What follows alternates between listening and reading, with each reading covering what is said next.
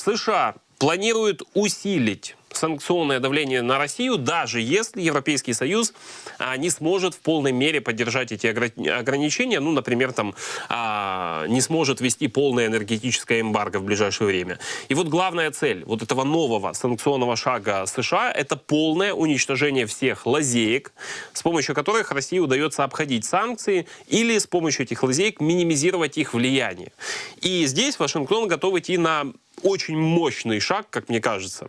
Это полная переориентация рынков Китая и Индии, чтобы они тоже могли отвернуться от России и не покупали у нее энергоносители и не продавали ей некоторые товары. Таким образом, США хотят полностью изолировать Россию и заставить Путина остановить войну в Украине. Но вот согласится ли на это Китай, вопрос очень сложный. А поэтому я и предлагаю как раз в нем вместе и разобраться сейчас. Итак, издание Wall Street Journal сообщает нам, что США готовы идти на беспрецедентные шаги в отношениях с Китаем, Индией и Ираном, и все благодаря давлению на Россию. Не благодаря, а ради давления на Россию. На самом деле США уже ввели целый ряд мощных санкций против экономики России за ее вторжение в Украину. Но со временем все-таки Россия начала адаптироваться, появились лазейки, а отдельные политики или даже целые страны пошли, мягко говоря, навстречу России, чтобы смягчить вот этот санкционный удар. И вот теперь Белый дом переходит ко второму этапу давления на Россию. Сейчас официальные лица США активно лоббируют поддержку санкций в других странах, которые еще не присоединились к этому шагу. Причем в тех странах, которые на первый взгляд, ну точно, не пойдут на такой шаг. Но вот они там это проталкивают. Что касается Китая, то здесь, конечно, ситуация намного сложнее, особенно на фоне напряжения вокруг Тайваня. Но по поводу того, смогут ли Китай и США прийти все-таки к согласию по такому совместному давлению на Россию, сегодня прекрасно описали в Foreign Affairs. Значит, там объяснили, почему разрыв отношений с Западом намного опаснее для Китая, нежели для России. Мол, Россия долгое время самоуверенно считала, что Европа все-таки больше зависит от России, нежели наоборот. Почему? Потому что Россия поставляет туда газ и нефть, взамен получает определенные товары. Вот. И, мол, если она обрубит поставки газа и нефти, то Европа не переживет. А вот Россия типа без этих товаров пережить может. Но у Китая, если сравнивать, вот эта экономическая взаимозависимость от остального западного мира, она гораздо симметричнее. То есть вот этого рассинхрона все-таки нету. Экономика Китая развивается за счет экспорта. Но экспорта не природных ресурсов, как это у России, а готовых промышленных товаров. И это ключевое отличие.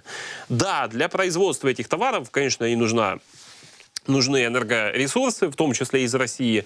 Следовательно, санкции, а по сути запрет на покупку китайских товаров на Западе, будет означать полный крах для Пекина. Потому что, хорошо, Китай скажет, нет, мы будем продолжать покупать нефть и газ у России. А Запад скажет, хорошо, тогда мы какую-то группу товаров у вас покупать не будем.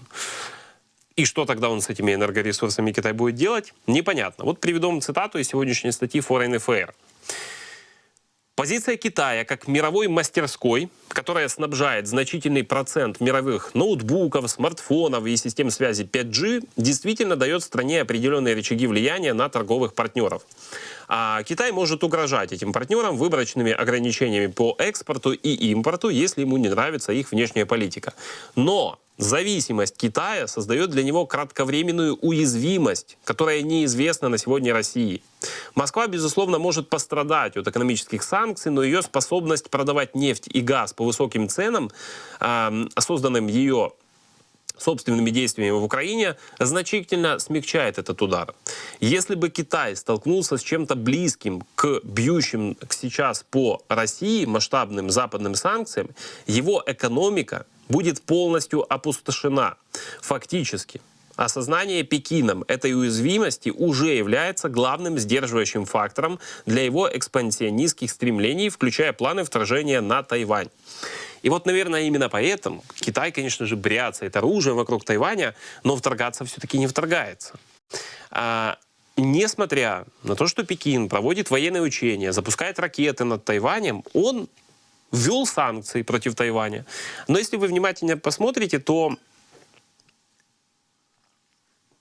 вот этот экономический ответ, ну, то есть экономические санкции, касаются запрета на экспорт сельхозпродукции. Как вы понимаете, Тайвань все-таки не сельхозпродукцией славится. А вы знаете, что Пекин ни в коем случае не будет трогать в отношении Тайваня? Это введение санкций против производителя тайваньских полупроводников, поскольку зависимость от них, китайской промышленности, несмотря на всю вражду, составляет более 90%.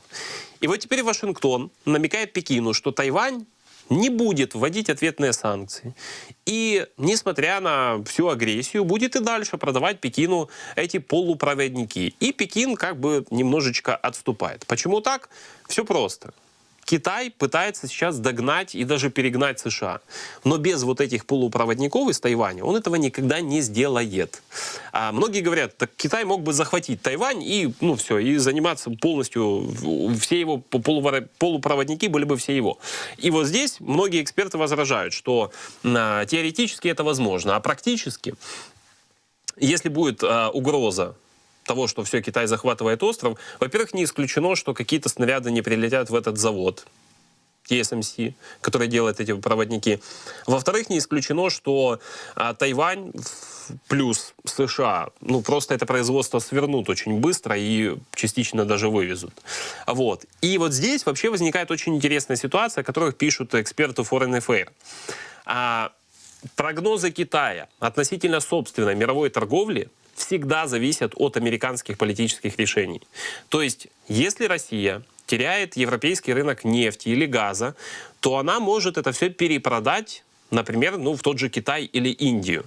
Если Вашингтон решит, что покупать, например, смартфоны из Китая теперь опасно, Китай не сможет так быстро переориентировать собственный рынок.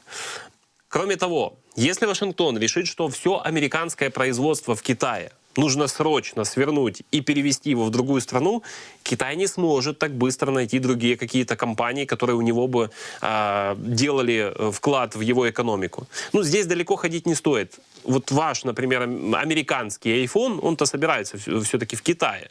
Вот убери оттуда эту сборку, и да, компания Apple тоже немножко пострадает, но Китай в большей степени, потому что он потеряет этого гиганта на своем рынке.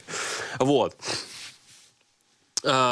Следовательно, если Байден убедит Си Цзиньпина в том, что Китай не потеряет доступа к тайваньским полупроводникам или к западным рынкам, то, следовательно, это может уменьшить вероятность кризиса и подтолкнуть Китай к сотрудничеству. Процитирую Foreign Affairs. Лучшим подходом было бы подтолкнуть растущие силы, такие как Китай, выровнять условия игры, прекратив такие практики, как валютные манипуляции, субсидии и незаконное присвоение иностранных технологий, одновременно заверив эти государства, что если они будут действовать умеренно в своей внешней политике, они будут и дальше иметь доступ к ресурсам и рынкам, необходимым для экономического роста и внутренней стабильности.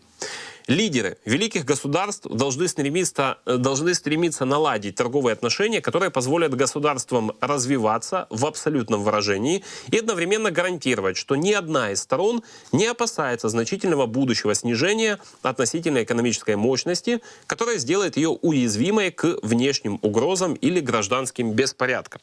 То есть, если еще больше упростить вот эту всю сложную конструкцию, Байден может осторожно так напомнить Си Цзиньпину, что ему нужны Соединенные Штаты Америки и западные партнеры для достижения его же собственных экономических целей.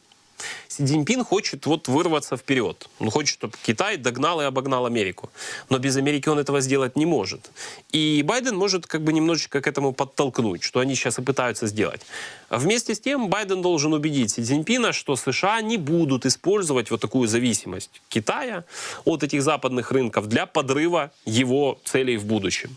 То есть, мол, давай нормально сосуществовать. И вот в такой ситуации, говорят эксперты, Китай может подыграть США и хотя бы частично, но отвернуться от России. Полностью не отвернется, этого ожидать не стоит, но хотя бы частично это может произойти.